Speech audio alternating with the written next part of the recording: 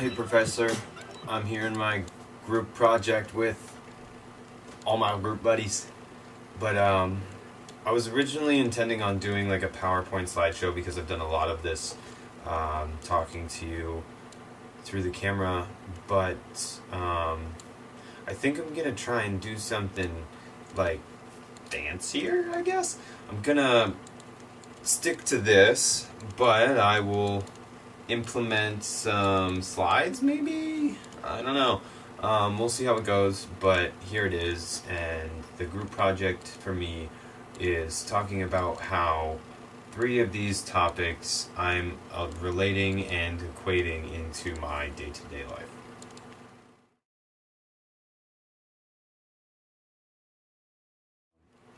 The biggest one that I want to go over is actually the chapter 5 self-talk section, getting to know ourselves. That was definitely one that brought me back to myself. So when we're putting mindfulness communication all together as kind of like a circle, more so than a linear form of knowledge, it all kind of goes hand in hand. So listening skills, communication skills, and then being yourself skills, self-worth, and things like that. Those are big points when it comes down to being able to communicate mindfully. So when we're talking about self-talk and knowing ourselves, the chapter talked a lot about prejudging a conversation or prejudging the outcomes during a conversation, and really just talking to yourself about what people might think of you prior to actually figuring that out. Basically, in my interpretation of it, it's simply you can't tell yourself what might happen until it happens, especially when it comes down to conversation, because you're bogging your mind up with thoughts that don't need to be there, that you could utilize that space and time to actually be involved in the conversation. So that's a big topic for me, and I've definitely been huge on being yourself and not worrying about what people think. I have definitely, per se, you could say, no judgment and no care in the world. I am absolutely in love with who I am. I don't have any kind of like hesitation towards the way I need to communicate with people, because I am who I am. And at the end of the day, if they don't like who I am, there was a reason for that. So what's the point in changing who you are based off of specific situations? Now, mind you, I did talk in my persuasive speech a little bit about nonverbal communication allowing us to modify our behavior based off of the responses of others during a conversation, thus making it a better conversation. That's something different than what I'm talking about here. What I'm talking about here is actually modifying who you are as a human in order to think or pretend to have a better conversation with someone. It's like a house of cards that's built on lies. If you just pretend to be someone, people can see right through that. It's noticeable. So when you come down to it, you just have to truly be who you are, understand who you are, and allow yourself to communicate the way that you know best. And at the end of the day, if people don't connect or have the same beliefs as you, that's not always a bad thing. Agree to disagree. In some cases, that makes the best bonds. Positives attract, things like that. I'm sure we've all heard those topics before. So that's my concept of self-talk or self-worth. Self-talk, talking to yourself, do a lot of that. I'm not gonna lie, I do a lot of that. I do talk to myself a lot, but I don't talk to myself about the conversations I'm having with people. I talk to myself about, how's my boss gonna feel if I'm a day late on the reports, or what is going to happen if I don't communicate properly with people, not necessarily how people are going to feel about me based off of the words that are coming out of my mouth. I don't self-talk to myself that way in any shape or form. Some of the examples in here I used to do. I was definitely a victim of some of the things, but when it comes down to it, my self-talk was definitely more directed towards what's going to happen if I don't do something. How are people going to think of me? And I think that's actually a positive thing to have. Another big topic in chapter 5 was behavior, personal behavior as well as others' behavior. That's something that should just be maintained regardless. I mean, I understand that sometimes frustration can arise and arguments can occur, but you can also have arguments in a way that your behavior doesn't have to change. That's something I don't really need to talk much about, more so the self-talk part, which is the biggest aspect of chapter 5.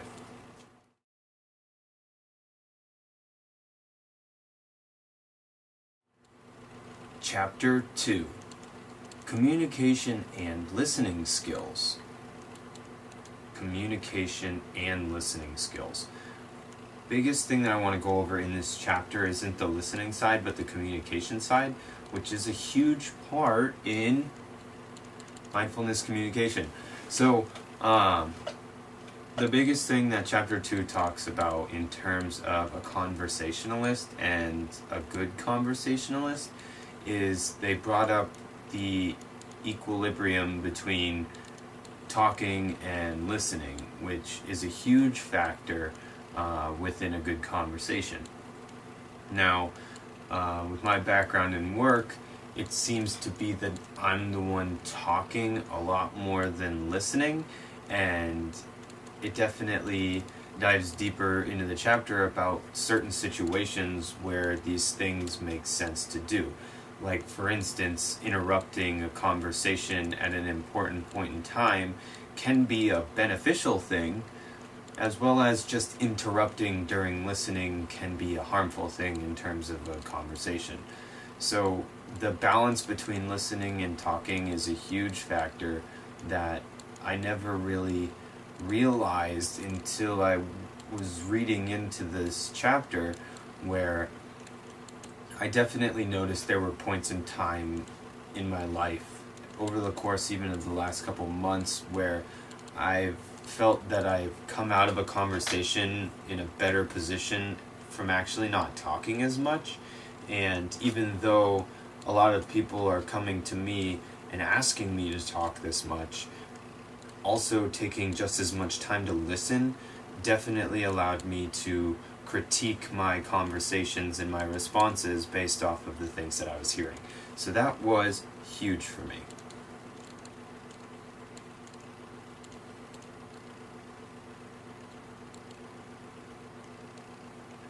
The other big topics in terms of being a good conversationalist, like being polite, being truthful, those two things my mama raised me real well on. Being truthful always, there's no reason to lie. A great quote I was told at a younger age is, if you don't do it right the first time, you're going to have to do it over again. And then built onto that was something that I kind of gained, and it was simply a quote that I don't know if I created it or implemented it from something, but I've lived by it for a really long time and I can't find the actual resource as to where it came from. But understand something simple, right? If we learn more from our failures than from being successful, why are we so afraid to fail? Now, that's a topic that doesn't really conjoin with communication mindfully, but in a way it does connect to everything that we do on a daily basis. So I feel that I've become a good conversationalist in my eyes, and in most cases, I see that I'm saying things and doing things that people are enjoying, and I still get good, like, positive responses from my conversations, but I never realized exactly how they felt afterwards, because a lot of what I'm doing is information-based knowledge that people need, so I am consistently giving off information, but I'm never really getting back true responses as to how I'm doing in terms of them understanding or how they're feeling about my conversations. So I've always been kind of arrogant towards thinking that I wasn't able to have a proper communication, like a proper conversation. But after reading through this and implementing what a good conversationalist could do, I've actually seen and improved on my ability to have a conversation one-on-one.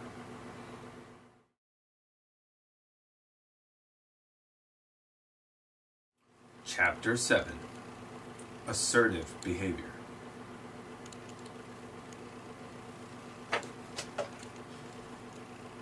So, this is the last topic I want to go over. This one was actually a really big one, and since it was one of the later chapters, I'm still working with it. I have been in the position now, and kind of awkwardly realized what was going on, so I tried my best to comprehend how to correct the situation. It's definitely something that I actively notice now, and mindfully I'm working on my assertive behavior.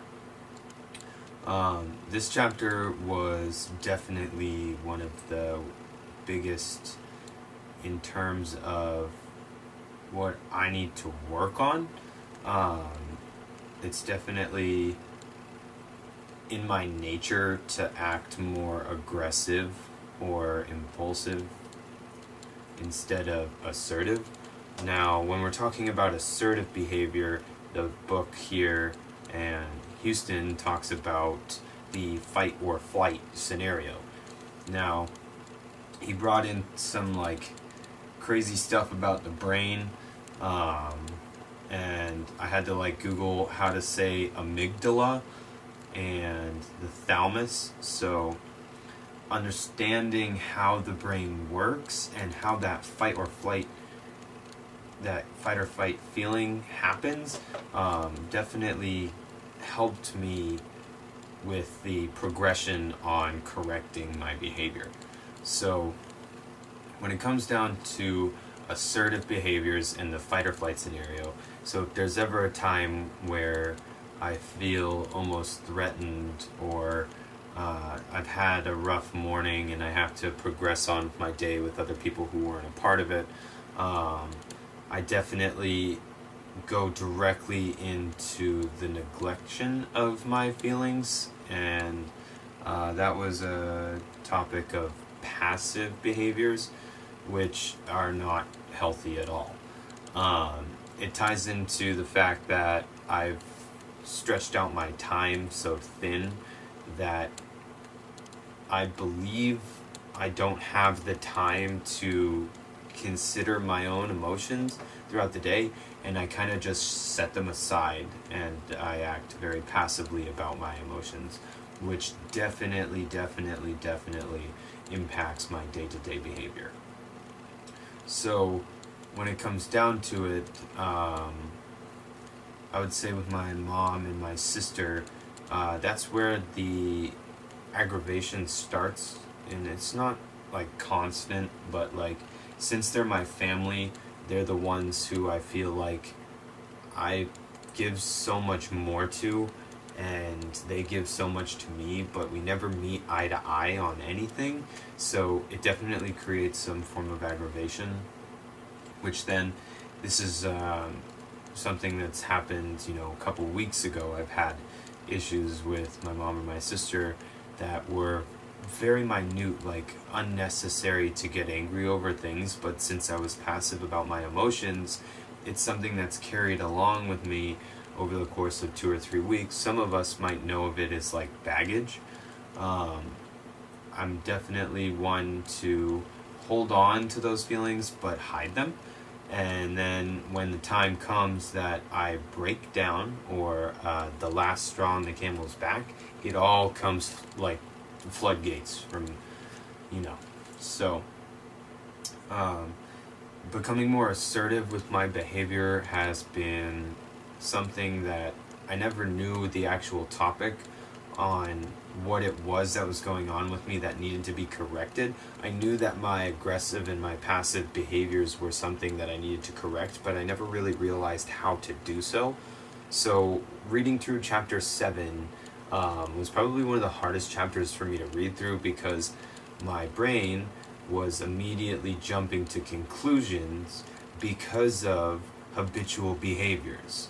So this consistency of being passive has led my brain to impulse memories of just put it aside, put it aside, put it aside.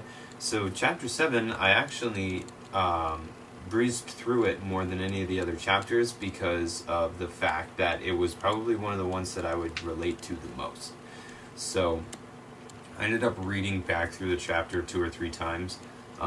And each time I read back through it, I kind of picked up one extra piece of information that I've been using over the course of the last couple weeks. And it definitely gives me that kind of like, okay,